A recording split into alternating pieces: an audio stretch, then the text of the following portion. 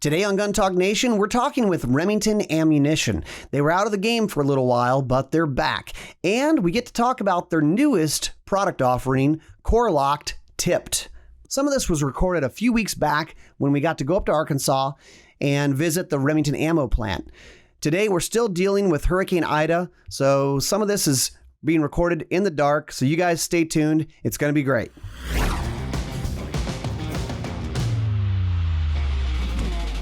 Gun Talk Nation is brought to you by Crossbreed Holsters, Armscor, ATN, the future of optics, Remington Ammunition, and Crimson Trace. Failure is not an option. John, thanks for having us out here. Awesome to be here. I'm glad you guys could come. So, a media event, we go to these media events, and I've never actually been to the Remington Ammo Factory in Lonoke. I've heard about it since I was a kid.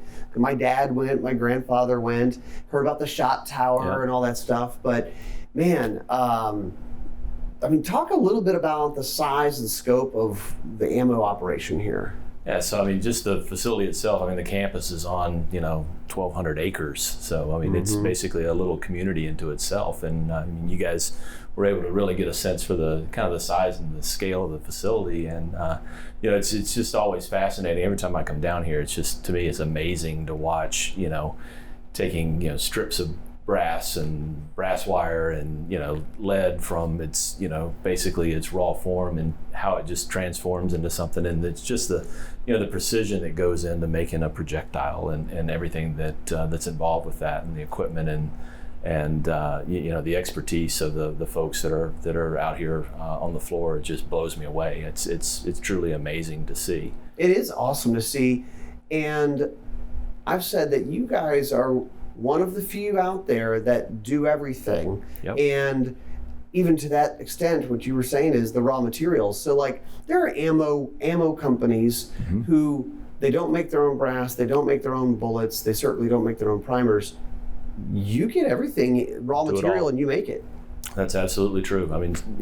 Very much vertically integrated. So, from the making our own primers, making our own hulls, making our own, cases, bullet assembly machines, the whole 9 yards. So it's all done right here. Why does that matter to the shooter hunter person as far as being vertically integrated? How does that affect them as far as maybe it's quality of product or availability of product?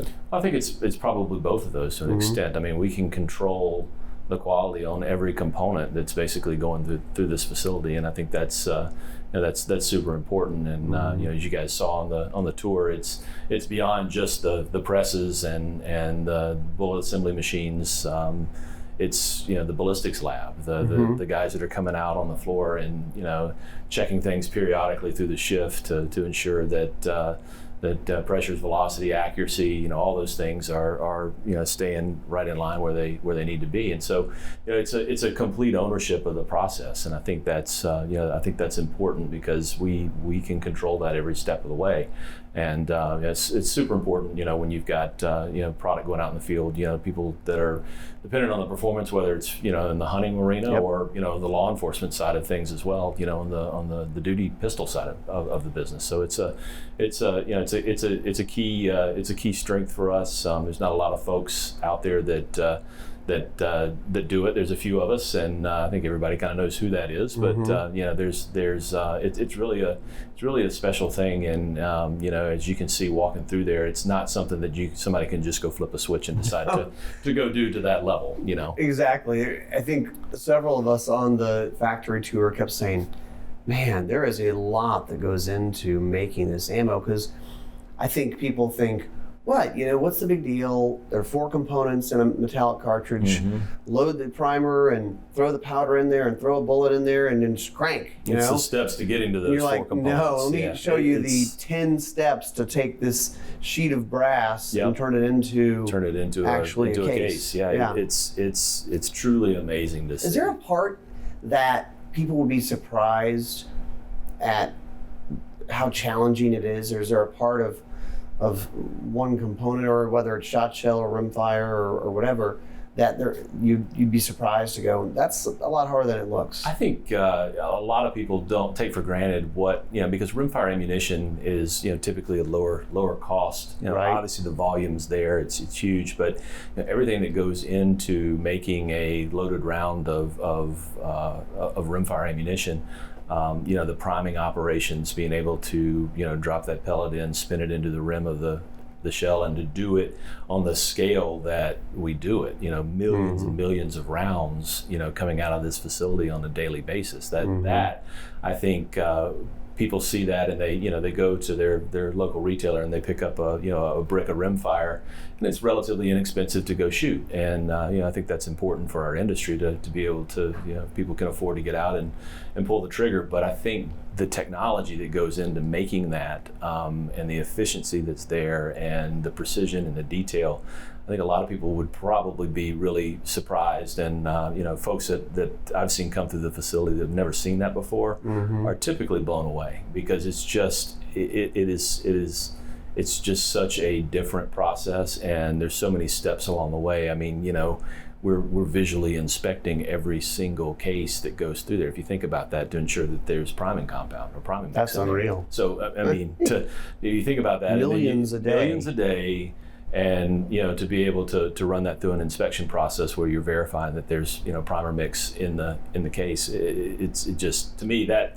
is one example of just something that people don't think about, when you think about the cost of rimfire ammunition. It's a great point, because you think about, I spent 10 or 20 or $30 on some boxes of 22 ammo, but the expectation from the shooter or the hunter is that it's reliable and that it's accurate. I don't care, and you go, but we're like literally, I mean, if you think about even like a whole sleeve of 122, I mean, that passes by on the machine in a matter of seconds. Yeah. I mean, if you look at the, loading the rim, it's like a whirling dervish of, things spinning around on the chains. And it's just, it's just a massive undertaking. And, to be able to produce that volume of product with, with a lot of consistency, because you're right, everybody expects it, when they pull the trigger, that it's going to go bang, and the expectation that it's going to group, and it's going to do from a performance standpoint. And so to be able to do that on the scale that we do it,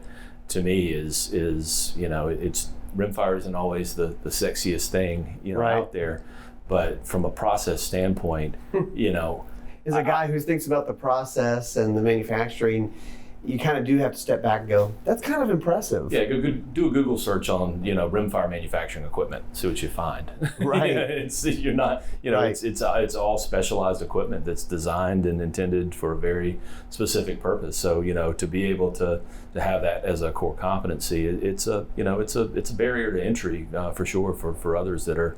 It's not just something you can go, buy that equipment.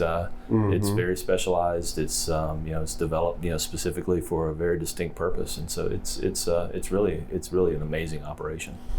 You made me think of something when we talk about rimfire. How important is rimfire from the standpoint of bigger picture, getting people into shooting and hunting? I mean, it's probably not the highest margin stuff out there, but it's almost like a bigger picture. It's important to make it. I mean, just think about how many people out there that their first rifle was a 22 long rifle.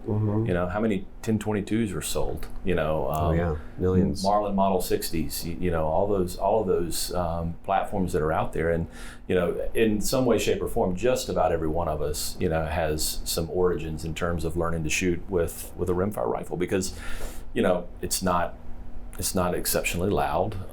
There's really no felt recoil. So for a new shooter or a youth, or someone just getting into the sport, it's a very unintimidating way, I think, to get introduced, and it's a lot of fun. I mean, it's not gonna, it doesn't break the bank to go out and put a couple hundred rounds down range, and you take kids out and you pop in balloons and plinking metal targets, silhouette targets, things like that. It's just, I mean, it's something that I've never seen anybody go to the range, you know, with a rimfire and walk away and go, man, that sucked. I didn't like it. You know? Well, it is. It truly is the perfect way to start anyone. I don't care if it's a 30-year-old CrossFit dude. Yep. Still, start them out with a 22. Yep. And you can really teach the fundamentals. You know, trigger control. You know, how to get your breathing right. You know, all those things that because you're not thinking about the recoil that's coming with it, and for a new shooter, then that can sometimes be intimidating. So, so it's a great way to get out and you know, put some rounds down range to really teach the fundamentals of gun safety, trigger control. You know, how to you know, how to aim. You know, all those things that those of us who've been shooting for a long time, you kind of take some of those things for granted. And you know, honestly, you know, for all of us, I think it's a great way to practice. It is. I was starting to say that I find that there's less places to hide in the recoil of what you're doing wrong, maybe, whether it's a trigger control issue or flinching or whatever it could be, when you're shooting something that's low recoil like a 22.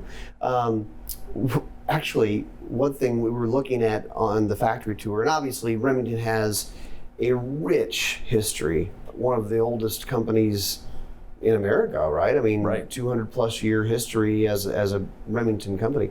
But I had to chuckle, one of the posters on the wall, remembering that at carnivals and fairs, they used to shoot 22 short.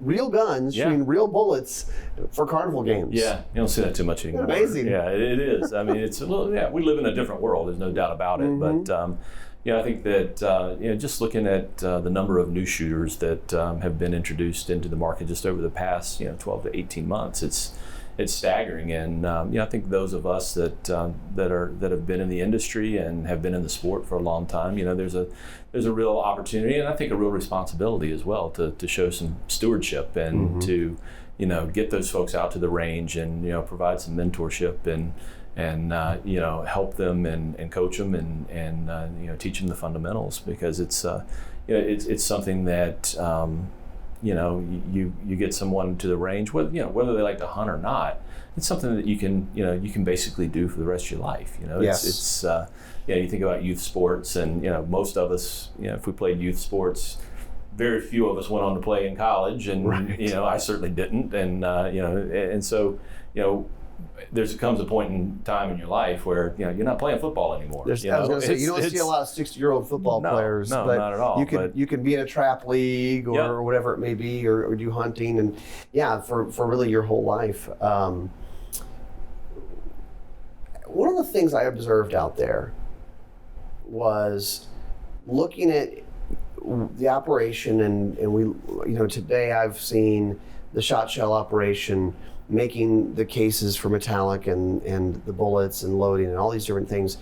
And you have actually entire buildings dedicated to just loading 9. Target 9, just go as fast as you can.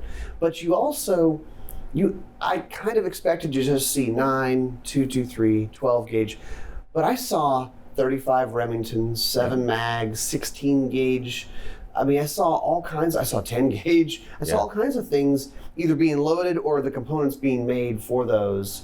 You guys aren't just doing the high volume stuff. You're doing a little bit of everything. Yeah, and I think that's super critical. I mean, we're clearly in an unprecedented demand time right now, and you know, I think there's a logical temptation that just says make nothing but, you know, 115 full metal jacket 9. You know, it's, you know, very tempting to do that, but at the end of the day, you know, I think we have a responsibility to consumers that are out there. And look, you know, we hear it, and understandably so. People are frustrated because they aren't able to find ammunition on the shelves. And you can see we're not holding anything back. You know, I think in that 9mm building, I stood in front of about 3 million rounds of 9 on pallets waiting to get shipped out. Yeah, so it's unprecedented demand, and you know, the natural, you know, it'd be easy to just sit back and say, you know, we're only going to make 5 SKUs of product for the foreseeable future, but I don't think that's a responsible thing to do, you know, for our market, for our consumers. So, there's a hunter that he's been shooting his 45-70 for elk each year, and he wants to buy a few boxes. Yeah, we want those folks to still be able to enjoy their fall. I mean, if you look at just the volume of Core-Lokt that we're producing right now, getting ready to go into the fall hunting season. It may not look like it when you go to the retail shelf, but we're if you look, I haven't looked at it recently to see exactly what our volume looks like, but there's a very deliberate initiative to make sure that we're delivering fall hunting ammunition in season at the the maximum rate that we can produce. So and a good mix of that. Everything from certainly 270 and 30-06 and 243 and 308. But I was watching 30-30 get loaded and 35 Remington and then in the pistol lines we're running 380, we're running 40 Smith & Wesson, we're running all those things right now. So we're trying to, it's a balance, right? You want to try to maximize your efficiencies and get as much product out the door, but you also we have a responsibility, I think, to the marketplace to try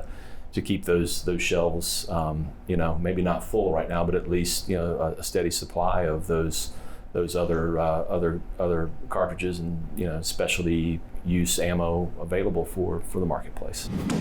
Gun Talk Nation is brought to you by Armscor Rock Island Armory. The newest from Rock Island is their VRF-14, a semi-auto, short-barrel, 12-gauge firearm that features a pistol grip.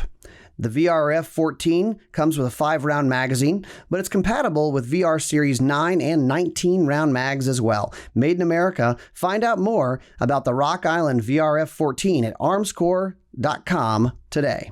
Remington Ammunition. Remington's Golden Saber bonded defensive ammunition is a big deal. It's been trusted for years and years. It features a lead core hot bonded to a brass jacket, which makes it hold together when you have to save your life or the life of your loved ones. It's made in USA. It's available in 4 popular calibers. Find out more at remington.com/handgun. Also, Safariland, their 5.75 IWB holster designed to fit multiple firearms in one holster. It's now available for slim fits for Glocks, Springfields, SIGs, M&Ps, and more. It's optics capable and features a fully adjustable cant and a unique grip lock system for security. To see the 5.75 IWB holster or any of Safariland's gear, visit Safariland.com and use code GUNTALK20Q3 for 20% off. Also, Springfield Armory, the newest from Springfield, is the Emissary Pistol. It's a 1911 with many custom-grade features, offering up a 2-tone finish, blue carbon steel slide, stainless steel frame with a squared trigger guard, and grips fully wrapped in a grenade pattern texture for firm engagement in adverse conditions. Find out more at springfield-armory.com. You mentioned Core-Lokt, and that is a product and brand unto itself. Really is. That it's a very special thing, and it's a weird deal in our world, because you think about, there may be somebody who buys paper towels every month, but they don't have the same affinity towards Bounty paper towels as they do Core-Lokt ammo, and what that has mean for them over the years. It's like, my dad shot it, my grandpa shot it, I killed my biggest deer ever, my daughter killed her first hog with it, whatever that may be. Talk about a little bit of the history of Core-Lokt. Why is it such a popular, trusted, and then kind of where are we going with this? I think it's very simple. It just works, and it works every single time. Maybe it's not the sexiest whiz-bang thing to come out, but over 80 years, this is a proven design. The lineage that's there from my granddad shot it, my dad shot it, I shoot it, my kids shoot it, and there's a reason for that, and it's because it just performs, and it's a great product. It's certainly not the cheapest thing out there, but it's by no means the most expensive thing on the shelf, and it's just an extremely reliable, accessible product that just has a great reputation for performance over decades and generations. I mean, it's a true generational product. If you think about that, think about how many consumer products out there, basically is somewhat unchanged for decades. For decades, 80 plus years. That doesn't happen very often, and that's a recipe for continued success. But But it's unchanged for 80 years until now. Right. So you guys have a new offering we should talk about. We have Core-Lokt Tipped, which it's like, it's one of those things you certainly don't go out and make a new Coke, right? It's not like, well, this one's going away, because we're certainly by no means doing that. The original Core-Lokt is going to continue. You guys are going to keep making it? As you saw out there today, I mean, we are making that by the pallet, Yes. right now. So, that's certainly going to continue. But at the same time, we know that that there's a focus on performance, and so how do you take something that's great and build on that? And that's really what we're doing. We're building on it. We're not replacing. We're not reinventing the wheel. If you look at the basic mechanically locked jacket to the core, that's the fundamental principle in Core-Lokt, and it's the fundamental principle in Core-Lokt Tipped. So by adding a little sleeker profile to that, putting a ballistic tip on it, still maintaining that mechanical lock of jacket and core to deliver the same downrange terminal performance. Mm-hmm. It's gonna open up and penetrate, and it's gonna retain a lot of weight and transfer that energy for devastating wound channels, but give it a little better ballistic coefficient, a little flatter trajectory. Improve the the accuracy overall for someone that's looking for a little greater precision, but still in the back of their mind, they know that reputation of Core-Lokt and what that's meant to them and to their dad and their granddad and their aunts and uncles and their kids. And so just building on that and off the base of something that's already great and taking that to the next level, I think it's just a logical progression. So it's a foundation. The foundation is still that Core-Lokt bullet, but you have a polymer tip at the front. Correct. No. What color is the tip? Green. That special big green we all know and love. Big green, that's right. Okay. That's right.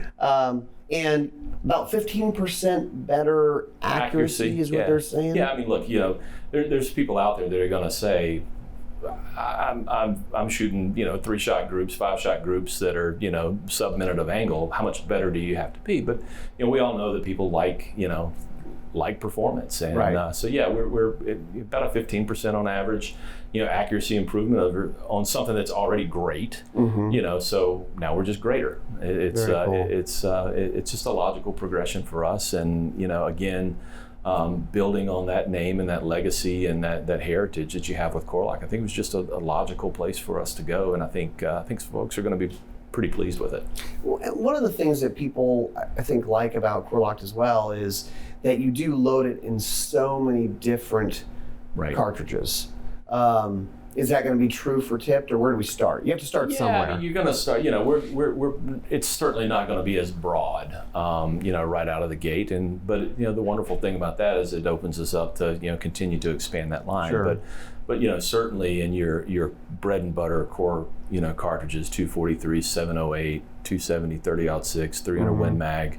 I believe we've even got a 6.5 Creedmoor in there. So it was crazy, 6.5.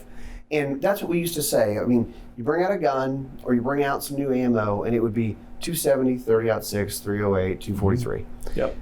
But now, 6.5 is, I don't know what you're seeing, it seems like it's kind of surpassing all of those guys to go, well, you got to have it in 6.5, Creedmoor. And then, yes, we'll also have it in 308 and some of these other things. 6.5 is certainly one of those cartridges that it's a rarity where you have a new cartridge that gets introduced that really catches on, and it's going to be around. It's here to stay. Yes. So I think it's sealed its place in the books as it's going to be right there with the 308s. It's a standard now. Yeah, it's a standard across the industry, and a household name, and a consistent name in deer camp. So it's one that's it's here to stay. And we've seen a lot of new cartridges get introduced, and they kind of take off and then they flame out, and right. We won't get into all those, and God knows we've had our share of them too. I think we all have, I didn't even bring up 30 Remington at all.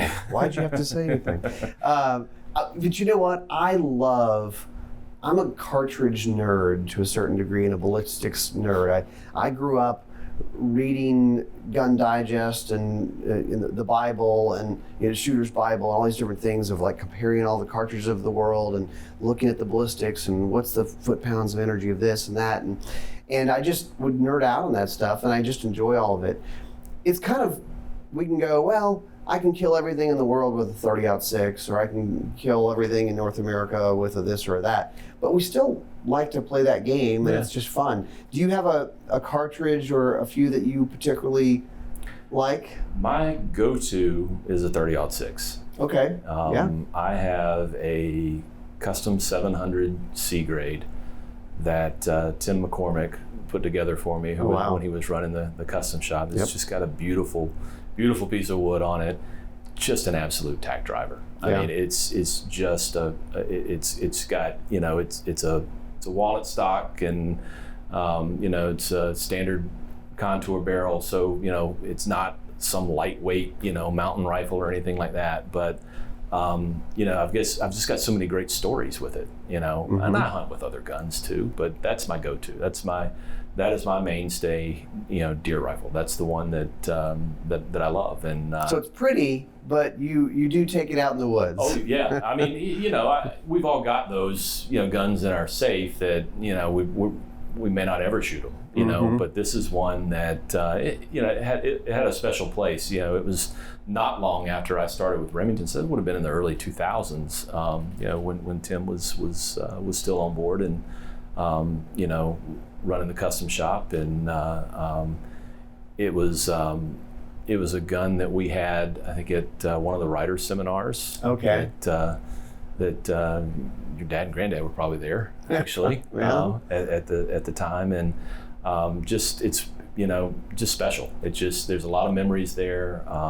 Been to a lot of different camps, been all over the country hunting whitetails with me, and it's one that, and I shoot it all the time, you know, and it's gorgeous, but it's well used. Well, it probably makes it even that much better and work that much better. It's just, it's funny how we can pick up a particular gun, and for whatever reason, it's like, you know, you're dancing with this dance partner that you've been dancing with forever. It's just like, what is it about this gun that just feels right? I shoot it really well. And then you could pick up another gun, and for whatever reason that we can't even describe, you're like, I don't know, it's something that just doesn't work for me. I mean, you just get used to the way it feels, and you know, and I know what that gun's going to do in, you know, basically every situation. So it's just, I'm comfortable with it, and we all have those. Yeah. What's yours? Oh, you know, I had one that I lost that because my house flooded in a hurricane, but I had a Ruger 77 Hawkeye that was also in 30-06 that I would dry fire. I got when I was probably 14, 15 years old, and I would dry fire it in my room. I'd love to know how many dry fires I had through this gun, because I would just sit there in my room and dry fire it all the time. And now it's funny because I grew up this way, and I'm still this way to a certain degree, that I almost never have my gun. Because I mean, I have guns. I have plenty, probably more than I need, not as many as I want. But we're always working, right? So it's always, well, we need to go shoot this gun or that gun. It's great in a lot of ways because we get to try out a lot of different things. I'm used to running. I can pick up any gun and kind of run it and go, okay, here's where the safety is and here's how this works. But then you also don't end up having like that gun that you just know the feel of it as much as other ones. Right. So it's hard to say. And then when you kind of go, boy, you've got ARs, and you've got these long range, and you've got bolt guns. I still, you know, lately I find myself gravitating towards short, handy bolt guns. Right. And there's all kinds of different ones, some with folding stocks that are chassis guns, but even some that are more traditional that I find I just love that, because you go, I can get it done with a 20-inch barrel and, you know, a good rest. I don't have to have the biggest cartridge or the longest gun, and just, that's kind of fun for me, I think. Yeah, for me, it's my go-tos are usually something that I've got some kind of, you know, emotional attachment to. It was a project that I worked on, you know, and that 700 C grade's a good example of that. You know, it was It was a custom gun, but it was also, for as custom guns go, it was relatively affordable, and right. So that was a project that I worked on, and from a shotgun standpoint, waterfowl Versa-Max, and right. That's a cool story. When we were developing the Versa-Max, many years ago, I went to Italy and actually shot a prototype of that gun. Oh, wow. The designer that had come up with that gas system, he was working for a furniture designer, and they had this oh my gosh hollowed out makeshift range down in the basement of this furniture company, and actually shot the first prototype of the Versa-Max in Italy, in Gresham. Wow. So wow. So that bringing that from a concept and a prototype down in the basement of a furniture designer, and bringing that and launching that into the marketplace, that, for me, that's just it's a cool story. Was the furniture designer guy a gun designer, or he just had this idea? How did that come about? So the engineer he had once upon a time actually had even worked for Remington. He was an Italian guy, but okay. he had worked for Remington when we had the R&D center in Elizabethtown, Kentucky, and right. had moved back to Italy, and so there was a contact there and a relationship there, and a little bit of history, but just he worked in the furniture business. That was his job. The firearms piece of it was his passion. So wow. it was cool to be able to to secure that design. It's one of those things you look at it and you go, multiple ports in the chamber, meters based on. It's like, yes. Somebody has to have tried this before, right? It's just I wanted to say has this. to I've have got done this. There's a reason. I shoot it on ducks in the marsh, which is not a kind environment for guns, and it just runs. Yep. And it's brilliant. It's self-regulating, if I'm describing it the right way, self-regulating gas system based on the length of the shell. Yeah, exactly.